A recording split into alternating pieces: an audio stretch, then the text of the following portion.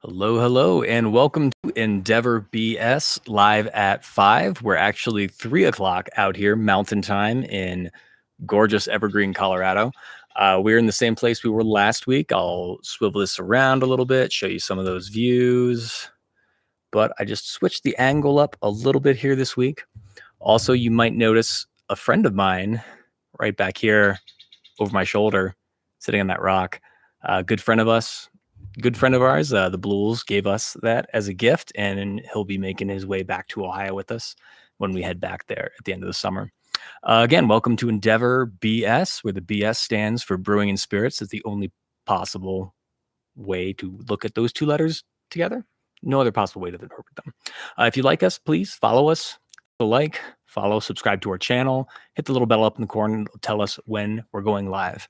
Today, it's just me again, just talking a little bit. We might talk a little bit less about lizards and showering lizards and feeding habits, because Fitz is a bit more safe inside there. His mom's back in town, and Roro is, of course, down for a nap right now. Let's get right into our first beer. It's going to be a bit of a shorter session today, just talking about 2 beers, maybe a little bit about what's going on. And then we're back next week with a live BS that I'm very excited about. I'm going to be back in Columbus, and we're going to be talking about an expedition up Mount Kilimanjaro and Tanzania, Africa, and a special beer that we did with a charity that's associated with that. So I'll talk a little bit about that more in this program, but next week, that's what the whole show is going to be about. So, first beer we're going to drink today is none other than our Nordic lager. So, for those of you who know, we at Endeavor are the bar where the Columbus crew was actually saved. Save the Crew met in our tap room every Monday for more than a year, and it was a hardworking group of community-minded people who organized and fought to keep the Columbus crew in Columbus, Ohio. It was threatened to leave to go to Austin, Texas, and they fought and saved the crew. We're happy to have been a part of that.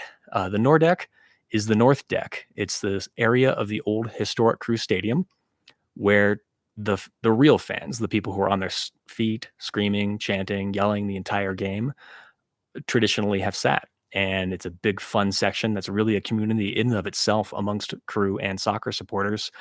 And we partnered with them as an organization to do this beer this year for the kickoff of the season.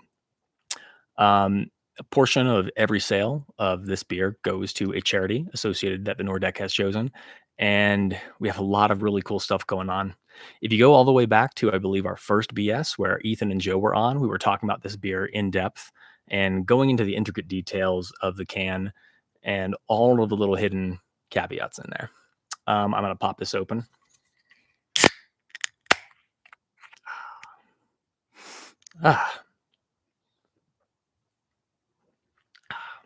Yes, it's a nice, clean, easy drinking beer, great for tailgate, great for hot day out in the sun, but it's also flavorful. It's not just a macro adjunct lager. It's got craft. It's fully flavored, yet still clean and easy to drink. Love this beer. Turned out really well. It's exactly what you want to drink at a tailgate. So I decided to pick this beer out here today. To bring a little bit of the Nordeck out here to Colorado, but also because tomorrow is the last ever home match at historic Crew Stadium. For those of you who don't know, they're building a brand new stadium in downtown Columbus, and that should be open for the Crew's next home match, which is July 3rd. I will be at that game too, along with several of us from Endeavor. We will have this beer, however, at the tailgate, the big Nordeck tailgate in the main lot there in front of the stadium tomorrow morning and afternoon. So stop by the lot, grab a beer. We'll have some of this at tailgates at the new stadium as well. I hear there's some really cool plans that the Nordeck is going to be announcing pretty soon as it relates to that. So yeah, kick back, enjoy Nordeck. It's pretty awesome. Even if you're not a soccer fan, it's a good beer to drink. And it also supports local causes in our community, things that our local people in Columbus, Ohio are passionate about. And great way to get started.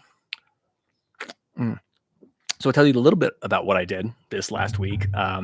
My cousin Bailey is in town with her boyfriend John. They're visiting from out in Michigan. And I took them up a 13,000-foot peak called South Arapahoe 2 days ago.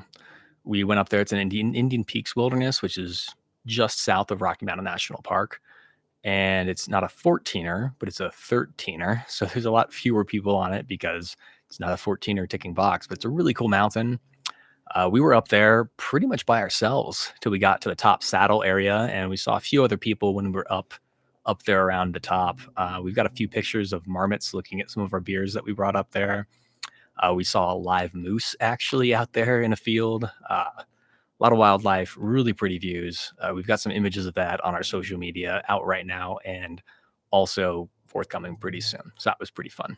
Also went with the family, the wife and the kids, down to Leadville, Colorado yesterday. And we had a picnic lake down there by Twin Lakes and scouted out some of the trailheads that I'm going to be using with the Shill Brothers Outdoors, their YouTube channel, and Bryce Newbold when they come out and later here in July for a backpacking trip we're going to be doing and finishing down in the Leadville sort of area.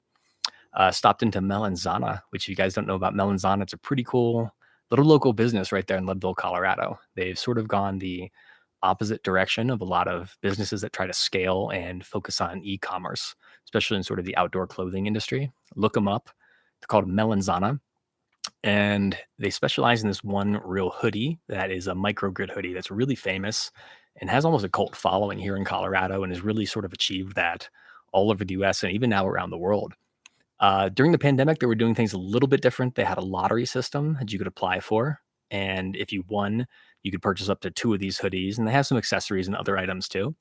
But it's really limited distribution because they make everything right there in the store. And now that the pandemic's over, the store's back open. So they're back to business as usual, which means they don't do any online orders. They don't do any shipping. You have to go to the store. You physically have to go to where they make the garments and pick them out yourself. First thing in the morning, often there's big lines. There's a lot of people in there picking through what they put out. They're putting out fresh merch throughout the day, and they only have a limited number of items, but they're really cool. You walk in this place and you see the entire manufacturing facility right there with people sewing all the garments. And it's a really pretty cool experience and really quality stuff, reasonably priced for what it is. It's really good outdoor micro fleece kind of gear. Definitely check them out if you haven't heard about them before. Melanzana out of Leadville. Highly recommend if you're ever in the area, get down there and buy yourself a microgrid if you can get one in the size and color option that you like. So cheers. I'm being spied on over here from inside the house. Pretty fun. All right. So yeah, sitting back, drinking the Nordic, talking Colorado and our adventures. Yeah. Cheers. Like I said, today's going to be a pretty short session. We don't have a whole lot to talk about. Don't have a guest, but I'm really excited about next week's session. So let me tell you that story real quick. We'll be rehashing this next week a little bit. But we have a regular at the bar, William, and he is a retired or semi-retired professor from Ohio State. He happened to grow up in England. He's a big Liverpool supporter as well. So we've struck up a bit of a kinship and a friendship over the years. And he approached me more than a year ago about 2 colleagues of his that were also professors at Ohio State that were working with a particular charity. It was something that he thought would be up my alley and wanted to connect me with them. And of course, I said yes. So the long and the short of it is that Chris Long, he's a former NFL player, along with a few other NFL players, organized a charity where they go over to Africa and dig water wells for the local people. And some of the metallurgy, the engineering, the technology comes from these professors at Ohio State. So these 2 professors from Ohio State came in, talked to us about this whole program, and they were themselves going over to Tanzania to climb Kilimanjaro as part of this charity pursuit effort, which was really cool. I had the opportunity myself to climb Kilimanjaro a few years ago. So simply talking about the climb itself and rehashing some memories and showing them some pictures and, answering some questions that they had and all that kind of stuff. It was really, really a cool thing that they were doing over there. They also participated in drilling 2 wells, I believe, when they were over there, and they brought back 2 samples of water from those very wells. What happened then was kind of interesting because February 29th, Leap Day, is the day their team summited. And I know John summited, and you'll meet him next Friday on this channel. And that happened to be the day that my daughter was born. She's a Leap Day baby. So I was in the hospital. They're summiting Kilimanjaro. Everything's wonderful. But guess what? There was this looming virus out there in the world. And sure enough, 2 weeks later, global pandemic shut everything down. So we had big plans. We were going to have them come in, give a slideshow, do all this stuff, do a big talk about it, probably do a charity fundraiser for them. And obviously that didn't happen because everything was shut down. But reached back out to them recently, got back in touch with John, and we still have those 2 bottles of water that he pulled out of the wells in Africa. And actually, while I've been out here, he and our brewmaster Cameron got together at our brewery and made a small batch of beer, and we used that water in that beer. Obviously, we needed to use more local water, but almost as a symbolic gesture, we used those samples of water from those water wells that he collected more than a year ago in the wells in Africa through that charity to brew a batch of Killy Baby, which is a pilot batch beer that will be tapped next Friday in our tap room. Why? Exactly when we go live talking about this incredible story. They should be bringing us some pictures, some slideshow, who knows, maybe some video. We're going to try to patch that through and share their story with all of you, talk about charity and all that stuff. I'm pretty sure Miles Garrett was over there. He was a big Cleveland Browns Pro Bowl defensive end up there too. If you're big Browns fan, here we go. Ohio sports guys, all that stuff. Really fun story, really good times. I'm really excited to sit down with John and Dave next week and talk Killy Baby and talk about their trip and see what their experience was like. So please tune in for that one. At the same time, we're going to be going live at the beginning of that show on Facebook and Instagram as well as YouTube. So please follow us across all our platforms. If you like us here on YouTube, get over to our Facebook, get over to our Instagram, get over to our Twitter. Check us out. We're updating different things in different places. And the best way to find out about events that are going on, things that we're doing, is the Facebook, the Instagram, the Twitter, all that stuff. Anyway, we're going to get on to our next beer, talk about this for a little while. This one is a special one. All right, guys. Gall Imperial IPA. Boy, is the mother of all beers. Let me just open it up and take a sip, and then I'm going to start talking to you about it. Ooh, that sounds so cool in the mic, right?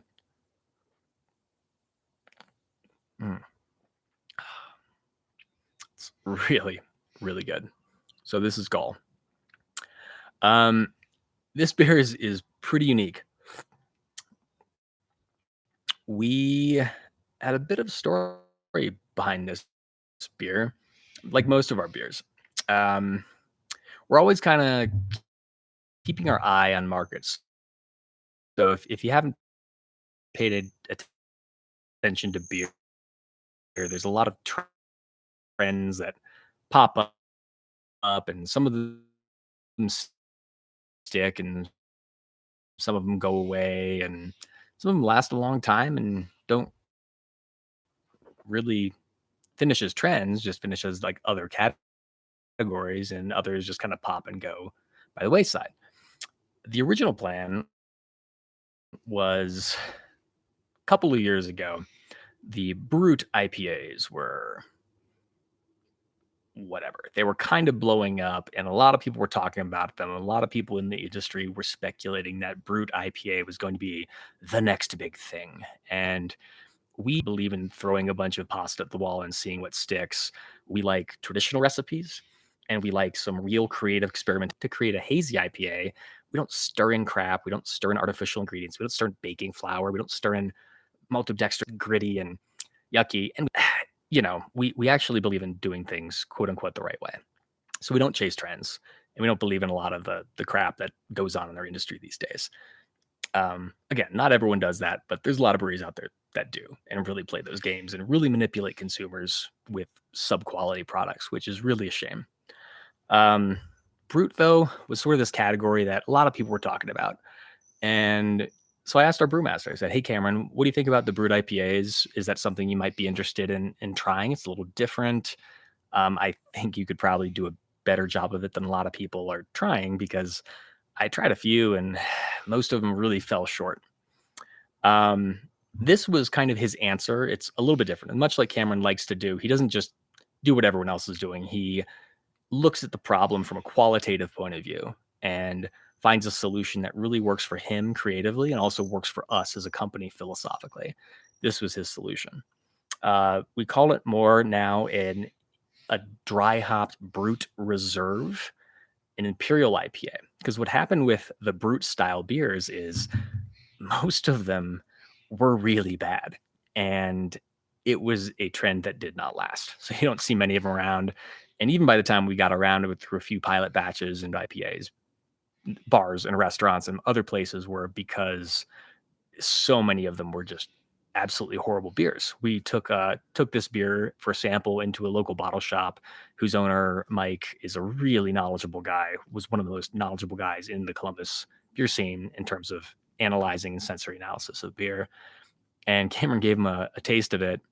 He says, "Wow, this is fantastic. You should not call it a brewed IPA." And of course, we didn't. And technically, it's really not a brewed IPA.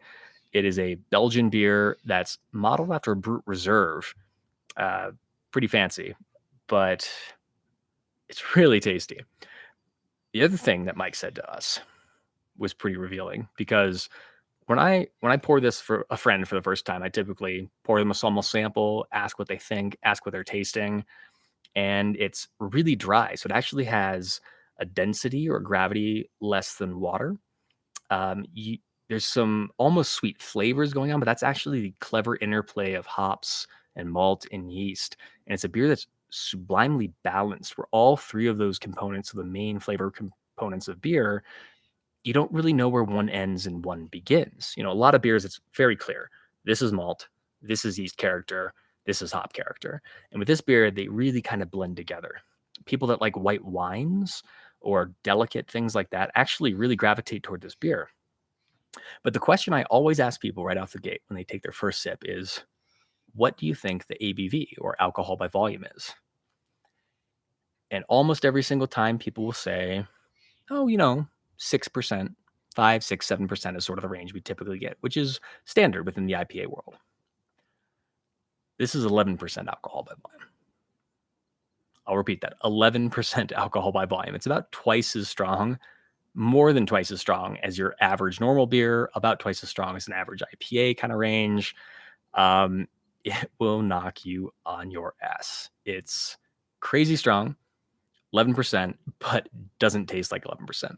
So when Cameron poured this for Mike in that sampling, he told Mike what the ABV was, and Mike's comment was, "You're trying to kill someone, aren't you?"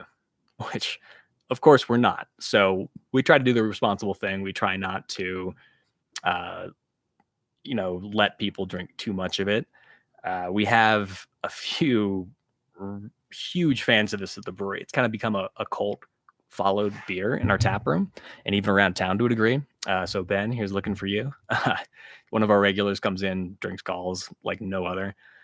We have a few people, and it was funny because at first the beer, we just released on draft. We didn't have it in cans. Weren't really sure how it was going to do. And it was a little slow at first, to be honest. It's kind of hard to sell people on an 11% beer, and they can only drink a smaller volume of it too. So it moved a little slow at first, but then really kind of toward the end of the pandemic, and maybe that's got something to do it, as we were starting to open back up, this beer took off and people really started to look for it and talk about it and come in and get it.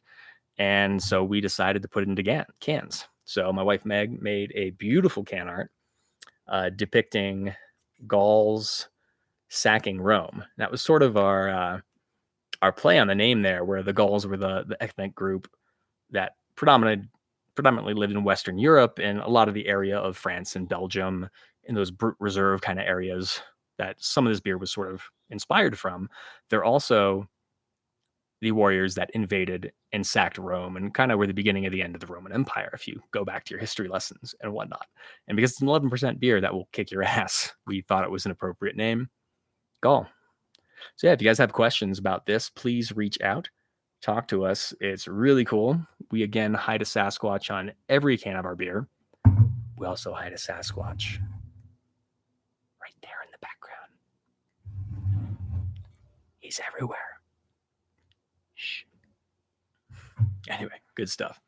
So yeah, I'll be back in Columbus next week. We'll be kicking it back there at the brewery. You'll see me around a lot if you're into the tap room. Again, we're doing live at 5 with the Kilimanjaro folk.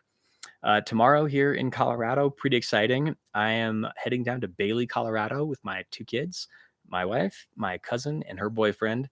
And we might have a couple friends joining us as well. There's some sort of Western festival that they put on in this little town. It's about half an hour down 285 from sort of where we are, down the road from Conifer and all that. And we don't really know what to expect. It could be really cool and it could be really cheesy. Some kind of very small Western festival, kind of like a Renaissance festival, but for Western stuff. Never been before. We're going to find out. Hopefully, it's fun for kids. I'll let you know how that went. Let me know what you think. What I'm really excited to go to Bailey, Colorado for, though. Every time we're out here, we go down there a couple times typically because of the Sasquatch Outpost. Yes, that's right. There's a Sasquatch Outpost gift store and museum down there that they have a whole museum dedicated to Sasquatchoidal species, to Sasquatch, Bigfoot, Grassman, Skunk Ape, Yeti, all of the above. It's pretty cool, pretty funny. Again, take it grain of salt. Great gift shop, great place, fun people. Really having a good time with it. And I'm looking forward to getting down there and walking through like I do pretty much every year that I'm out here.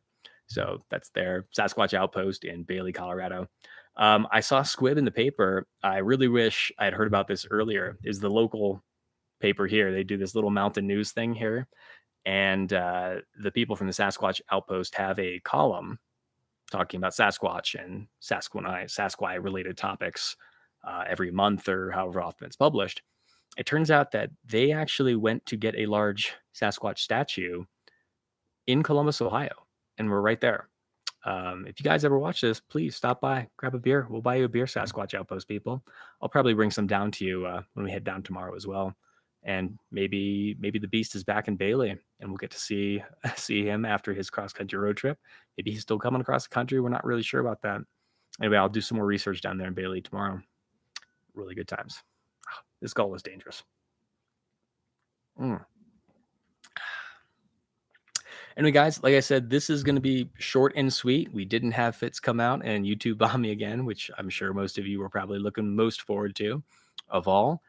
Just wanted to sit down, grab a quick beer with you, talk about a couple of our beers, fill you in on what's going on, and also talk about that next week that we have going on, the Kilimanjaro YouTube live Endeavor BS. It's going to be one of my favorites that we've probably ever done. I'm really, truly looking forward to next week's YouTube session.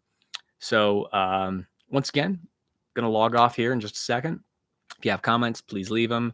Shoot out questions. EndeavorBrewing.com. We're Central Ohio's first and only brew distillery. We do both beer, we do spirits. We're going to be talking about some of our whiskeys, vodkas, gins, rums on here in the future too. Like us, follow us, come in, grab a beer. If you see me in the tap room, say hi. Happy to talk to you. Sit down, have a beer. It'll be a good time. Take care, you guys. I will see you next week, Friday at 5. We'll be talking the Killy Baby and all of the good stuff. Cheers.